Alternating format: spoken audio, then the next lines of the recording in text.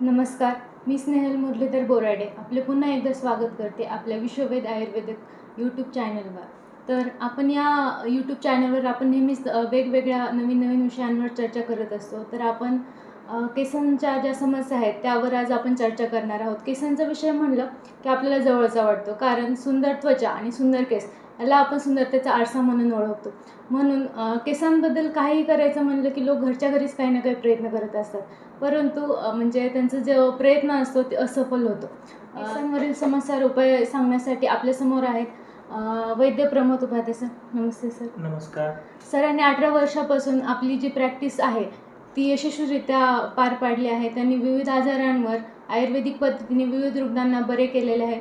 तर आपण आपल्या ज्या केसांवरील समस्या आहेत त्यावर आपल्या चर्चेची सुरुवात करूया. व मी सरांना पहिल्यापासून असं विचारते की आयुर्वेदामध्ये केसांबद्दल काय सांगितलेले आहे, त्याची उत्पत्ती रचना आयुर्वेदामध्ये कशी सांगितलेली आहे? हो, तर खूप महत्त्वाचं आहे की आपण बऱ्याच वेळेला केस किंवा ह्याच्यावरचं आयुर्वेद आणि त्या समस्यावरचा तोडगा यासाठी आपण आज चर्चा करत आहोत. त्यातील केस हा एक शरीरातील अवयवच आहे. आपल्याला दिसणारा हा असा वाटतो की केस वाढ होते, म्हणजे तो सुद्धा एक अवयवच आहे हे होते. तर आपल्याला आणि सुंदरतेमध्ये आपल्याला भर घालत असतो हे होतं. तर केस हे नेमकं काय सांगितलं आयुर्वेदामध्ये हे खरंच खूप महत्त्वाचं आहे हे. तर एक तर आपल्या शरीरामध्ये 3 दोष वात पित्त कफ, 7 धातू रस रक्त मांस मेद मज्जा अस्थि शुक्र आणि 3 मल, जे विशेषतः पुरुष मूत्र आणि घाम श्वेत. तर हे 3 मळ सांगितलेत. पण आपल्याला इतर सुद्धा बरेचसेच मळ स्वरूपामध्ये सुद्धा सांगितलेले आहेत. म्हणजे ह्या धातूंचे मल सांगितलेत. रस रक्त मांस मेद मज्जा अस्थि शुक्र ह्यांचे सुद्धा मळ स्वरूपामध्ये काही हे सांगितलेत आणि काही धातूंचे उपधातू पण सांगितलेले आहेत. उदाहरणार्थ रसाचा उपधातू स्तन्य आणि रज हे सांगितले. रक्ताचा उपधातू शिरा आणि कंडरा, म्हणजे इतर अवयव सुद्धा ह्याच धातूतून त्यांच्या उपधातूतून निर्माण होतात आणि त्यावेळेला त्यांचं मल म्हणून सुद्धा बरेच असतात. आता मांसाचं मल हे ख मल म्हणतात, म्हणजे डोळ्याच्या ह्याच्यातून येणारं जे ख मल आहे, म्हणजे जी घाण येते थोडीशी सकाळच्या वेळेत, तर ते ख मल येतं, कानातून ख मल येतो. तर तसं हे ख मल म्हणजे मल सुद्धा आपल्याला ह्या धातूच्या ह्याच्यातून येणारा ख मल किंवा मल म्हणतात त्याला. तर हे मल सुद्धा येत असतं. तसं केस हे सुद्धा एक महत्वाचा हे सांगितलं आहे. तर तो विशेषतः मज्जा धातू जी आहे, म्हणजे आपला जो ब्रेन आहे की मज्जा धातू आहे, तर त्याचा उपधातू मानलेला आहे केस हे पहिल्यांदा. म्हणजे हे असतं की त्याचा उपधातू म्हणजे मज्जा निर्माण होत असतानाच ते उपधातू म्हणून त्याची निर्मिती होत असते. जसं रस निर्माण होतो आणि त्यातून काही त्याच्या भागापासून राहिलेल्या भागापासून स्तन्य आणि रज निर्मिती होत असते, तसं मज्जा निर्मितीच्या वेळेला केस सुद्धा निर्माण होतो. दात आणि केस हे त्याचे उपधातू आहेत, मज्जेचे हे असतात. त्यामुळं दात हे पण जसे सुंदरतेमध्ये भर घालतात, तर तसंच आपल्याला दात नसेल तर आपण कसं दिसू, आपल्याला केस नसेल तर कसं दिसतो. तर हे सुंदरतेमध्ये भर घालणारेच हे विशेषतः मज्जा धातूचे उपधातू आहेत. किंवा अस्थि धातूचा मल सुद्धा ह्याला मानला गेलेला आहे. म्हणजे ह्या धातूंच्या प्रक्रियेमध्ये अस्थि आणि मज्जा हे 2 जे धातू आहेत, ह्यांच्या निर्मितीच्या वेळेलाच ह्यांची निर्मिती होत असते. तर त्यामुळं ह्याचा मल कधी कधी म्हणजे आपलं जे हाडं आहेत शरीरातील, तर ती खूप मजबूत असतात, त्यांची केस खूप घट्ट असतात, म्हणजे तिथूनच त्यांची उत्पत्ती होत असते. म्हणजे आपल्याला उदाहरणार्थ त्याला सांगायचं झालं तर बरेच डॉक्टर सांगतात की केस घट्ट पाहिजे, तर ते केस चांगलं होण्यासाठी अस्थि धातू चांगला पाहिजे, म्हणजे हाडं चांगली पाहिजेत. तर त्यासाठी कॅल्शियम चांगलं पाहिजे. कॅल्शियम जेवढं चांगलं असेल तेवढं केस मजबूत राहतात हे राहतात. म्हणजे तिथून उत्पत्ती पण तिथून होत असते त्याची आणि निर्मिती पण तिथून होत असते. तर साधारणतः कसं असतं की केस हे 4 ते 5 किंवा 7-8 केस हे रोज सगळ्यांचे गळतात आणि नवीन निर्मिती होऊन ते येत असतात. पण ज्या वेळेला केस हे 15 ते 20 किंवा 20 पेक्षा जर जास्त गळायला लागले रेग्युलरली किंवा 40-50 गळायला लागले, तर ही जर अति केस निर्माण होतात तर केस गळती असं आपण समजतो आणि केसांच्या समस्या निर्माण झाल्यात असं समजून आपण त्याची चिकित्सा आपल्याला करावी लागते हे होते. तर आयुर्वेदामध्ये मग ह्यांचं पोषण करण्यासाठी अस्थि धातू आणि मज्जा धातूचं पोषण चांगलं केलं गेलं पाहिजे, तर ह्यांची वाढ चांगली होत राहते. आता कसं आहे की आता मज्जा धातू आहे, तर आता आपल्याला ब्रेनला जर टॉनिक काहीतरी पाहिजे असेल, तर त्याच्यामध्ये आपल्याला समजा की मध्येच काहीतरी मानसिक समस्या निर्माण झाल्या आणि त्यामुळे आपल्याला चिंता, झोप न होणं ह्या जर समस्या वाढल्या, तर आपल्याला मेंदूवर त्याचा परिणाम होतो, त्याच्यामुळे त्याची म्हणजे त्याच्या उपधातून निर्माण होणारा केस तर तो निर्माण चांगला होत नाही तो सुद्धा त्या स्ट्रेसमुळं, आणि केस गळती व्हायला लागते. आजकाल मला जर टेन्शन वाढले त्याच्यामुळे माझे केस गळायला लागलेत असं सुद्धा खूप जण सांगत असतात, किंवा डॉक्टर सुद्धा सांगतात की तुमचं स्ट्रेस स्ट्रेन वाढले त्यामुळं तुमचं केसांची वाढ चांगली होत नाही किंवा केस खूप गळती व्हायला लागले. म्हणजेच तिथं व्हायला लागतं. म्हणजे कॅल्शियम पण निर्मिती चांगली व्हायला पाहिजे, हाडाला कॅल्शियम चांगलं मिळालं पाहिजे, हाडाला पोषक तत्व चांगले व्हिटॅमिन D3 चांगलं मिळालं पाहिजे. तसंच मज्जा निर्माण करणारी सुद्धा जे स्निग्ध धातू आहेत, म्हणजे तेल तूप आपण अगदी पूर्ण वर्ज केलं तर त्यांचं पोषण कसं होणार आहे. मज्जा हा म्हणजे कसं आहे, लोण्याचा गोळा आहे. तर त्यांचं पोषण होण्यासाठी सुद्धा काही प्रमाणातली जी स्निग्धता आहे, कुठलीही गोष्ट असू दे, फॅट्स आहेत तर ते चांगले फॅट्स तेवढ्या लेवलला पाहिजेत आपले. तर एकदमच तुम्ही जर काहीच फॅट्स घेतलं नाही, ते स्निग्धता कुठून येणार त्यांना. तर ते केसांची मूळ आहे. आजकाल तेलच लावत नाही तर ते केस कशी चांगले राहतील हे होते. तर म्हणून ह्याला स्निग्धता पण पाहिजे, तरच हे केस चांगले राहतील असते. म्हणजे मी थोडक्यात सांगितलं की हे जे उत्पत्ती कुठून होते, केस हे कसं हे पाहिजे, आणि अस्थि आणि मज्जा हा मेन धातू आहे, हे आहे की ज्यापासून हे उपधातू म्हणून निर्माण होतो, आणि तो अस्थि धातूचा मल सुद्धा आयुर्वेदामध्ये मांडलेला आहे. बरोबर सर. तर माझा दुसरा प्रश्न असा आहे की आपण जेव्हापासून प्रॅक्टिस सुरू केली आहे तेव्हापासून आपल्याला म्हणजे प्रॅक्टिसमध्ये जास्त करून कोणत्या म्हणजे केसांवरील विकारांचे जे पेशंट आलेले आहेत आणि त्यांची कारणे काय आहेत? हां, बरोबर. हा सगळ्यात खूप महत्त्वाचा प्रश्न आहे, कारण ह्या ह्याच्यामध्येच कारण लोकांना काय वाटतं की केस गळत आहेत आणि एखादं तेल दिलं डॉक्टर, काहीतरी मला तेल द्या, काहीतरी लावायला द्या, एखादा लेप द्या, हे द्या, की केस सगळे पूर्ण माझे सगळे लगेच वाढले पाहिजेत आणि केस लांबडे झाले पाहिजेत. तर असं नाही आहे. हे आहे कारण हे ज्या वेळेला आमच्या आयुर्वेदामध्ये किंवा ह्याच्यामध्ये अस्थि आणि मज्जेचा धातूचा ज्या वेळेला त्याच्या संबंधी अवयवांचा ज्या वेळेला विचार येतो, त्यावेळी त्याची औषधं पोटातून देऊन त्याचं पोषण चांगलं करण्यासाठीच महिना ते 1.5 महिना लागतो. 35 दिवस तरी पाहिजेत की अस्थि धातूपर्यंत औषध चांगलं पोहोचायला. आणि लोक म्हणतात की 10-15 दिवसात केस वाढायला पाहिजेत. तर असं होईल का? हे होतं. म्हणजे तुम्ही कारणं विचारली, पण कारणं सांगायच्या आधी मी हे सांगितलं की एवढ्यासाठी सांगितलं की आपल्याला लक्षात आलं पाहिजे की हा खूप आतला धातू आहे, की रस, रक्त, मांस, मेद, मज्जा आणि अस्थि, मज्जा आणि अस्थि ह्या धातूपर्यंत ज्या वेळेला जायला लागतं तर त्यावेळेला औषधं सुद्धा खूप वेळेनं काम करतात, आणि त्याचे पोषक घटक जे आहेत तर ते सुद्धा खूप वेळेनं हे होतात. आता जी खरं केस, आता पहिल्यांदा कोणकोणत्या समस्या निर्माण होतात ते बघू, आणि मग त्याची कारणं आपण बघू. एक तर केस सगळ्यात मेनली सगळ्यांचा काय प्रॉब्लेम असतो, तर केस गळणे हे असतात, आहे की नाही. तर त्याला आयुर्वेदामध्ये काय म्हणतात, खालित्य हे म्हणतात. दुसरा जो प्रॉब्लेम आहे तर तो पालित्य, म्हणजे आयुर्वेदामध्ये त्याला पालित्य म्हणतात, केस पांढरे होणे हे होणे. आता ॲक्च्युली पांढरे होणे काय नॅचरली पण होतात, आहे की नाही. 40-45 वर्षानंतर नॅचरली पांढरे होणे ह्याला काही पालित्य म्हणता येत नाही. तर ते पालित्य किंवा पांढरे निर्माण होणे हे नॅचरल झालं. पण आज कसं आहे, 7वीच्या मुलाचे पांढरे व्हायला लागलेत, 15 वर्षाच्या मुलाचे पांढरे व्हायला लागलेत, 20 वर्षाच्या मुलाचे पांढरे व्हायला लागलेत, 25 वर्षापासूनच पांढरे व्हायला लागलेत. तर हा आजार म्हणून आता निर्माण व्हायला लागला. म्हणजे हा आजार म्हणून सुद्धा तुम्हाला बघता येतो. बऱ्याच वेळेला केस दुबंगणे, केस मधूनच तुटून पडणे, हे पडणे म्हणजे केसांची क्षमता खूप कमी होणे, केस चांगल्या क्वालिटीचा निर्माण न होणं, केस दुबंगणे किंवा केस तुटून पडणं, हा सुद्धा एक आजार आपल्याकडे सांगितलेला आहे असतात. चौथा जो आजार आहे तर त्याच्यामध्ये विशेषतः चाई पडणे हे एक आजार सांगितलेला आहे. तर कसं असतं की केस हे ठराविक एरियामध्ये, म्हणजे इथं आहे किंवा इथं आहे किंवा हे आहेत, किंवा पुरुषांच्या मध्ये मिशा दाढी आहेत, तर त्या ठिकाणी मधलाच तेवढाच पॅच केस निघून जातात हे असतं. तिथं काही वेळेला रक्तपुरवठा चांगला होत नाही आणि त्यामुळे तिथले केस निघून पडतात. तर त्याला आपण काय म्हणतो, चाई पडणे हे म्हणतात. मराठी भाषेमध्ये त्याला चाई पडणे असे म्हणतात.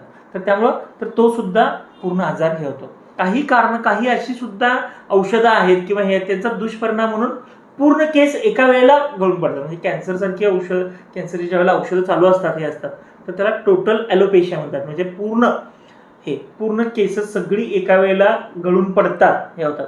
नंतर ती काही कालांतरानं उगवतात हे असतात, पण त्यावेळेला हे होतात. आणि काही आजार असे पण आहेत की त्यांच्यामध्ये केस येतच नाहीत हे असतात. तर तो टोटल ॲलोपेशिया आहे, म्हणजे पूर्ण केस गळणं हे होतं.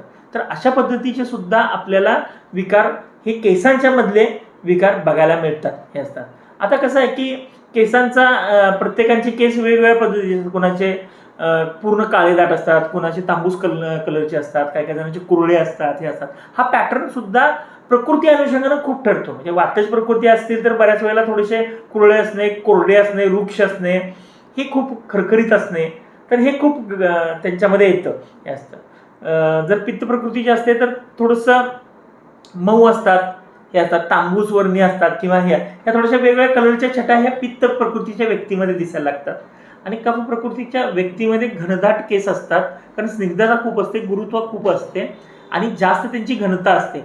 पित्ताच्या पेशंटमध्ये थोडीशी विरळता जास्त असते हे असते. आणि कफाच्या पेशंटमध्ये घनदाट केस असतात आणि जास्त पोषण असल्यामुळे त्यांचं उलट लांबडे व्हायला लागतात केस, आणि त्यांच्यामध्ये स्निग्धता सुद्धा चांगली असते आणि विशेषतः काळेभोर केस असतात. पित्त प्रकृतीच्या व्यक्तीमध्ये थोडंसं लवकर पांढरे होण्याची शक्यता त्यामध्ये जास्त असतात. तर हे सगळं नॅचरली झालं. आता आपल्याला तर ह्याची नेमकी ह्या सगळ्या विकारांची कारणं काय असतील तर आपण त्याचा विचार केला, हे झालं. आत्ताच मी सांगितलं की पित्त वाढवणारी सगळ्यात आधी कारणं ह्याच्यामध्ये लक्षात घ्यायची हे असतात की आंबट खूप खाणं, खारट खूप खाणं आणि तिखट खूप खाणं, आणि बाकीच्या सगळ्याच्या गोष्टी आहेत पित्त वाढवणाऱ्या ह्या गोष्टी आहेत, तर ह्या वाढवणं. त्याच्यानंतर खूप तेलकट खाणं असेल किंवा मैद्याचे खूप खाणं असतील, किंवा आजकालच्या बाहेरचे जे मी बऱ्याच वेळा सांगतो तर ते पदार्थ आहेत, किंवा विरुद्ध आहार आहे ह्या, किंवा नुसतं कोरडं खूप खाणं म्हणजे फरसाणा खाणं, किंवा शेंगदाणे खा, कुठं फुटाणे खा, म्हणजे नुसतंच कोरडं खूप खाणं आहे, चिरमुरे खा, वटाणे खा. तर ह्या पद्धतीचं वृक्ष आहार खूप खाणं, तर हे सुद्धा वात वाढवण्यासाठीचं कारण आहे.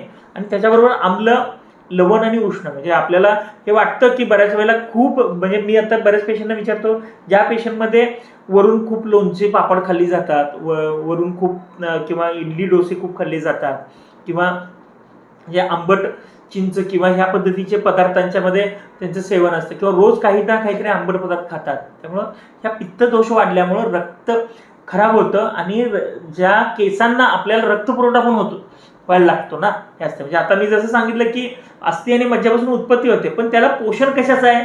शेवटी रस रक्ताचा आहे, की रस आणि रक्तधातू हे त्याला पोषण करतं, त्याला खाद्य पाहिजे ते तिथूनच पुरवठा होत असतो, त्याला सुद्धा खाली रक्त सप्लाय असतो. तर तो जो रक्त सप्लाय आहे त्यातून जर पित्त निर्मिती जास्त व्हायला लागली तर केस लवकर खूप घालतात असतात.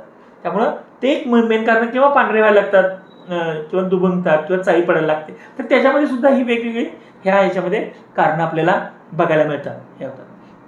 त्याच्यानंतर आत्ता जसं मी सांगितलं की जागरण खूप करणं, त्याच्यानंतर आजकाल स्मोकिंग, तंबाखू किंवा दारू जास्त पिणं, किंवा ह्या कारणं आजकाल लेडीजमध्ये सुद्धा ही कारणं दिसायला लागलेली आहेत. तर ही सुद्धा कारणं खूप प्रमाणात आपल्याला आढळून येतात. किंवा नॉनव्हेज खाणाऱ्या पेशंट्समध्ये सुद्धा खूप मसालेदार सगळं खाणं, म्हणजे आजकाल कसं आहे की प्रत्येक गोष्ट हे मसाला खूप घालून केलेला आहे, तर ती सुद्धा महत्त्वाची कारणं आहेत ह्याच्यामध्ये हे. तर त्याच्यानंतर मेनली मानसिक कारणं आहेत, म्हणजे ताणतणाव आहे, स्ट्रेस, चिंता आहे, राग आहे, जास्त प्रमाणात राग करणं, हे शोक आहे, म्हणजे काही एखादी वाईट घटना घडली तर त्या ह्याच्यामुळं आपल्याला जो शोक येतो त्यामुळं पोषित घटक आपल्याला मिळत नाही, त्यामुळे सुद्धा केस गळतात. केसामधलं सगळ्यात एक महत्त्वाचा भाग कारण जे काय असेल तर त्यामध्ये बऱ्याचशाच गोष्टींची डेफिशियन्सी निर्माण होणं हे असतात. म्हणजे अस्थिला आणि मज्जेला पोषक जे काही घटक लागत असतात निर्मितीसाठी किंवा त्यांचं हे करण्यासाठी, मग त्याच्यामध्ये कसं आहे की मज्जा निर्मितीसाठी चांगल्या पद्धतीचं व्हिटॅमिन B12 लागतं, अस्थि निर्मितीसाठी चांगल्या पद्धतीचं व्हिटॅमिन D3 लागतं, परत त्याच्याबरोबर अस्थिचं निर्माण करण्यासाठी कॅल्शियमची जास्त गरज लागते हे असतात. म्हणजे मग आपल्याला सगळ्यात जास्त, म्हणजे आज सगळ्यात एक महत्त्वाचं कारण सगळ्यात मेनली दिसतं म्हणजे दूध न पिणं. मी आज ज्या वेळेला एक 10 पेशंट केसांची येतात त्यावेळेला 6 ते 7 पेशंटमध्ये डॉक्टर दूधच पित नाही. हे पेशंट दूधच पित नाही, त्यांच्या घरातील नातेवाईक सांगतात की हे दूधच पित नाही हे असतात. त्यामुळं आपल्याला जे पाहिजे असलेले एकत्रित घटक जे आहेत, म्हणजे दुधामधून पाहिजे तेवढे फॅट्स मिळतात, दुधामधून कॅल्शियम मिळतं, दुधामधून अस्थि धातू निर्माण करणारे घटक मिळतात, आणि रसापासून शुक्र धातूपर्यंत त्याचं पोषण करत असतं. म्हणून दूध एक महत्त्वाचं घटक आहे हे असतं. तर ते काही खूप प्यावं लागतं असं नाही आहे, सकाळी 1 कप आणि संध्याकाळी 1 कप पिलं तरी तुमचं केसांचं आरोग्य चांगलं राहील हे होतं. तर ते एक महत्त्वाचं त्याच्यामध्ये घटक आहे हे. तर म्हणजे केस, नख आणि दात हे सगळे एकमेकांशी खूप संबंधित आहेत, लक्षात ठेवा. कारण हे सगळ्यांना हे ना कडक गोष्टी लागतात, म्हणजे जे खाण्यातल्या जे कॅल्शियम आहेत तर ते खूप लागतात हे असतात. किंवा आपल्याला आता आपण बघतो की ड्रायफ्रुट्स बऱ्याच वेळेला बऱ्याच चांगल्या पद्धतीचं ड्रायफ्रुट्स खाल्लं गेलं पाहिजे, किंवा ह्या फळांतून किंवा ह्याच्यातून काही प्रमाणात व्हिटॅमिन B12 मिळतं. मांसाहार करणाऱ्या लोकांच्या मध्ये सुद्धा त्याच्यामधून सुद्धा व्हिटॅमिन B12 मिळतं. तर काही प्रमाणात ते चांगलं आहे ज्या गोष्टी आहेत, पण ते खूप मसाले घालून खाल्लं की त्याचा काय उपयोग होत नाही, हे होत नाही. म्हणून त्या फक्त कितपत पाहिजे तेवढंच घेतलं पाहिजे. तर ते अति प्रमाणात कुठलीही गोष्ट खाल्ली तर ते त्रासदायक आहेत, आणि ते नच खाणं हे सगळ्यात एक महत्त्वाचं कारण त्याच्यामध्ये होऊ शकतं. त्यामुळं डेफिशियन्सी, आजकाल खूप डेफिशियन्सीज येत आहेत लोकांच्या मध्ये. आणि दुसरं म्हणजे आपण उन्हातच जात नाहीये. सकाळी उठलं की घरात आवरायचं, जाऊन AC मध्ये बसायचं, ऑफिसमध्ये बसायचं, हे करायचं. असं बऱ्याच आजकाल लेडीजचं पण तसंच व्हायला लागले. पूर्वी कसं होतं, पाण्याला जावा, हे करा, धुणं धुवायला जावा, त्यावेळेला कोळं ऊन असायचं. आजकाल ऊनच मिळत नाही लेडीजना, हे होतं. त्यामुळे व्हिटॅमिन D3 नॅचरल निर्माण होत नाहीये, हे होत नाही. जर ते जे कोळ्या उन्हातून जे D3 मिळतं तर ते मिळत नाहीये, हे एक सगळ्यात महत्त्वाचं कारण आहे, हे होतं. तर मी खूप जणांच्यामध्ये हे बघितलं, हे होतं. तर त्यामुळे व्हिटॅमिन D3 एक कमतरता त्याच्यामुळं सगळ्यात महत्त्वाचं आहे, की कॅल्शियम किती दिलं तरी व्हिटॅमिन D3 नसल्याशिवाय ते अस्थिधातू चांगला निर्माण करू शकत नाही, आणि मग हाडाचं पोषण योग्य पद्धतीनं होत नाही त्याच्यामध्ये. म्हणून कॅल्शियम वाढवणारी इतर जे काही ड्रायफ्रुट्समधले घटक असतील, दूध असेल, हे असेल, किंवा स्निग्ध काही प्रमाणात तूप, हे सुद्धा खूप महत्त्वाचं आहे, दुधापासूनच निघणारा पदार्थ. तर ते सुद्धा काही मुली किंवा हे अजिबात खात नाहीत, कारण ते आपल्या मज्जाधातूचं पोषण करतं, हे असतं. त्यामुळे मज्जाधातू सुद्धा महत्त्वाचा आहे. त्यामुळे ते एक कारण आहे की हे खाण्यापिण्यातील योग्य गोष्टी खाल्ल्या जात नाही आहेत, त्यामुळं सुद्धा केसांचे हे प्रॉब्लेम्स बऱ्याच प्रमाणात निर्माण व्हायला लागले. दुसरं म्हणजे चाई पडणे, किंवा हे जे आहे हे रक्तधातू दुष्ट झाल्यामुळं निर्माण होतं.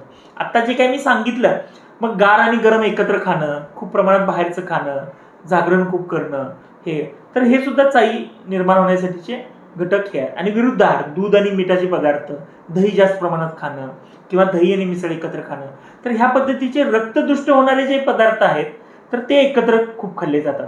किंवा कसं असतं की बाहेरून खूप गरम ह्याच्यातून यायचं आणि एकदम AC मध्ये बसायचं, म्हणजे 40 टेम्परेचरमधून एकदम 18 टेम्परेचरला यायचं, तर एकदम जो शरीरातला हा जो बदल होतो ना, त्यामुळे रक्तदुष्ट होतं, आणि तिथं रक्तपुरवठा होत नाही, त्यामुळे तिथं चाई पडायला सुरुवात होते. आणि तिथं अवरोधात्मक, म्हणजे दहीसारखा पदार्थ असतो तो अवरोध निर्माण करतो, आणि त्या ठिकाणी पोषण बंद होतं, हे होतं केसांना, त्यामुळे तिथं चाई पडायला लागते. तर ह्या सगळ्या गोष्टी, कारणांचा विचार आपल्याला शारीरिक, मानसिक, आणि आपल्याला म्हणजे झोप व्यवस्थित न घेणं, योग्य पद्धतीनं विश्रांती न घेणं, ह्या सगळ्या गोष्टींची, आणि मानसिक जे काही आज चिंता आहेत वगैरे, ह्या सगळ्या गोष्टी, आणि ह्या बाकीच्या घटक जे काही खाण्यातून कमतरता पडतात, तर ही सगळी महत्त्वाची कारणं आहेत जी केसांचे रोग निर्माण करतात.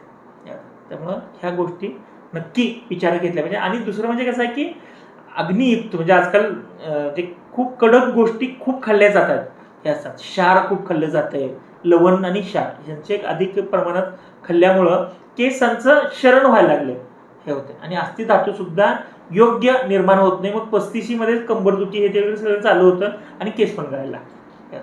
तर ह्या समस्या एकमेकांशी निगडीत आहेत, त्यामुळं आपल्याला ह्या सगळ्या कारणांचा आपल्याला विचार घेण्यात यावा. म्हणून हे सगळे वेगवेगळे विकार ह्या सगळ्या कारणांच्यामुळं निर्माण होतात. नक्कीच सर, या सर्व समस्यांवर, मोस्टली या कारणांवर सर्वांनी एकदा विचार करायला हवा. पण सर, काही काही असे पण बालक असतात की ज्यांना लहानपणीपासूनच केस येत नाही, स्पेशली मुली. त्यांच्या आईवडिलांना खूप चिंता होते की यांना केसच नाही आले, किंवा त्यांचे केस लवकरच पांढरे व्हायला लागतात. यावर काय सांगता येईल? आता याच्यावर मी एवढंच सांगेन की आजची जी लाईफस्टाईल बदललेली आहे हे आहे. आता हे मी आता कसं आहे की लहान मुलांच्या मध्ये केस नाही येणं हे खूप अगदी रेअरेस्ट केसेस आहेत हे असतात. हा, पण मुलांच्या मध्ये केस लवकर पांढरे होणं हे खूप समस्या घेऊन यायला लागलेत आमच्याकडं. म्हणजे माझ्याकडं आज येणारे काही पालक आहेत की डॉक्टर, मुलगी 3रीला आहे, मुलगा 2रीला आहे, केस पांढरे झालेत, काय करू, हे झाले. एक तर अतिप्रमाणात शॅम्पू, साबण, अतिप्रमाणात वापर आपण करायला लागलोय लहान मुलांच्या मध्ये सुद्धा, हे होतात. हे एक महत्त्वाचं कारण आहे असं मला वाटतंय, कारण रासायनिक ह्याचा जो काही हे मारा जास्त होतोय तर ते जास्त व्हायला लागले. दुसरं म्हणजे आज प्रत्येक पूर्वी कसं होतं, हायब्रिड खूप खाण्यात आलेलं आहे, हे आलंय. त्यामुळं घटक निर्मिती आणि त्याच्यामधून जी पोषकता आहे ती खूप कमी झाली. म्हणजे पूर्वीचं ज्वारी आणि आत्ताची ज्वारी खूप फरक आहे. पूर्वीचा हरभरा आणि आत्ताचा हरभरा खूप फरक आहे. हे हायब्रिड काढलेलं आहे, हे काढलेलं आहे. जे पोषक अंश आहेत त्याच्यामध्ये कमी आहेत, हे होतं. म्हणजे पूर्वीचं तूर आणि आत्ताचं तूर खूप फरक आहे, हे होतं. तिसरी गोष्ट म्हणजे आज सगळ्या ज्या पालेभाज्या आहेत, फळभाज्या आहेत किंवा फळं आहेत, ह्याच्यावर ते पिकवत असताना जास्त प्रमाणात पेस्टिसाइड्स, म्हणजे त्या ह्याच्यावर रोग पडू नये म्हणून पेस्टिसाइड्स खूप मारून पिकवलं जातंय, हे होतं. हा एक सगळ्यात महत्त्वाचा मुद्दा मला सांगावासा वाटतो की ह्यामुळं मुलांची केस गळणं किंवा केस खूप प्रमाणात पांढरी होणं ह्या गोष्टीमुळे व्हायला लागले. तिसरी गोष्ट, त्या ह्याच्यामध्ये मुलांच्यामध्ये आज मी आता माझ्याकडे अमेरिकेला जाणारी एक पेशंट आली होती. त्यांना विचारलं की तुमची मुलं आज 4 वर्षाचं आहे आणि कितवीला आहे, शाळेला घातली. तर तिथं मला तिनं सांगितलं की 5 वर्ष होईपर्यंत शाळेत घेत नाहीत ते. 5 वर्ष कंप्लीट झाल्याशिवाय KGला सुद्धा घेत नाहीत. आणि आपल्या इथं मात्र 2-2.5 वर्ष झाले की आपण त्या मुलाला कधी एकदा शाळेत घालीन असं झालं, हे झालं. त्या मुलांना बालपण हे मिळतच नाही आहे आणि त्या पुस्तकाच्या ओझं आणि अभ्यासाचं जे काही ओझं आज टाकलं जातंय त्यामुळं त्या मुलांच्यामध्ये आता एखादा मुलगा ब्राईट आहे, ब्रिलियंट आहे, हे ठीक आहे ना, पण सगळीच मुलं तशी कशी होतील? प्रत्येकाची बुद्धिमत्ता ही सारखी असेल का? नाही. तर त्या मुलाला प्रत्येकाला प्रेशर केलं जातं की तुला एवढंच यायला पाहिजे, तुला एवढेच मार्क पडले पाहिजे. तर हे जे काही स्ट्रेस स्ट्रेन आहे, तर हे स्ट्रेस स्ट्रेनमुळे सुद्धा आज मुलांच्यामध्ये ह्या केसांविषयी समस्या खूप लवकर व्हायला लागलेत, हे झाले. मग मुलींच्यामध्ये सुद्धा पूर्वीच्या काळात 3 दिवस पाळीच्या वेळेत त्यांना रेस्ट दिली जायची, त्यांना हे व्हायचं. आजकाल कसं आहे, प्रत्येक गोष्ट कॉम्पिटिशन्स आहेत, ही आहेत, शाळा आहे, ही आहे, त्यामुळे त्यांची धावपळ खूप होते. खाण्यापिण्यातील पथ्य पाळीच्या वेळेत आंबट, तिखट, तेलकट खाल्लं जाऊ नये हे पूर्वीचे शास्त्र सांगतात. आज आजी आजोबाच नाही आहेत सांगायला, हे झालंय. तर त्या गोष्टीमुळे सुद्धा शरीरातली उष्णता त्यावेळेला आधीच वाढलेली असते आणि तुम्ही उष्ण पदार्थ जर जास्त खाल्ले तर केसांच्या समस्या हे जास्त वाढणार आहेत, हे होतात. म्हणून सुद्धा हे होतात. प्रेग्नन्सी काळामध्ये आजकाल खूप औषधांचा भडीमार जो डॉक्टर लोक करतायत, हे होतात. तर त्यामुळे सुद्धा त्या मुलाचं पोषणांश कमी व्हायला लागले, हे होते. लोक असतील खूप सारी औषधं आजकाल दिली जातात, हे असतात. तर त्यामुळं किती औषधं घ्यायची, काय घ्यायचं ह्याला सुद्धा काही हे आहे. त्यामुळे ॲलोपॅथिक औषधांचा सुद्धा जो दुष्परिणाम त्या मुलांच्या मध्ये दिसतो आणि त्या केसांच्या कधी कधी उत्पत्तीमध्ये त्याच्यामुळे सुद्धा प्रॉब्लेम्स येतात. उष्णता जर जास्त वाढली तर त्यामुळे त्यांची केसांची वाढ व्यवस्थित होत नाही, असा सुद्धा एखादा अनुभव येऊ शकतो. वेगवेगळी त्याला एखाद्याच गरज असते म्हणून ते डॉक्टर लोक पण देतात, नाही असं नाही म्हणतायत. पण त्या औषधांचा जर जास्त प्रमाणात जर वापर केला गेला त्या मुलाच्यावर त्याचे दुष्परिणाम अशा पद्धतीनं पण दिसू शकतात. केसांच्यावर सुद्धा दिसतात. काही वेळेला आमच्यामध्ये ब्रेनवर सुद्धा काही त्याचे दुष्परिणाम दिसतात मुलांच्यामध्ये, हे असतात. त्यामुळं ॲलोपॅथिक औषधं असू देत किंवा आयुर्वेदिक औषधं असतात, हे देत असताना सुद्धा काही काळजी घेऊन प्रेग्नन्सीच्या वेळेत दिली गेली पाहिजे. प्रेग्नन्सीच्या वेळेला सुद्धा बऱ्याच बायका योग्य पद्धतीचं खाणं पिणं करत नाहीत. त्यामध्ये सुद्धा पोषकांश जर व्यवस्थित गेले नाहीत तरी सुद्धा त्या मुलांच्यामध्ये केसांचे प्रॉब्लेम्स येऊ शकतात. त्यामुळे हे दुष्परिणाम दोन्ही पद्धतीचे आहेत. आणि आजकाल ह्या सगळ्या स्ट्रेस स्ट्रेन ह्या मुलांच्यामध्ये येणारा हा सगळा भाग आहे. अतिप्रमाणात हे जे काही कॉस्मॅटिक्सचे जे काही सगळं आलेलं आहे तर ते सुद्धा खूप प्रमाणात वापरू नये असं माझा तरी सल्ला आहे.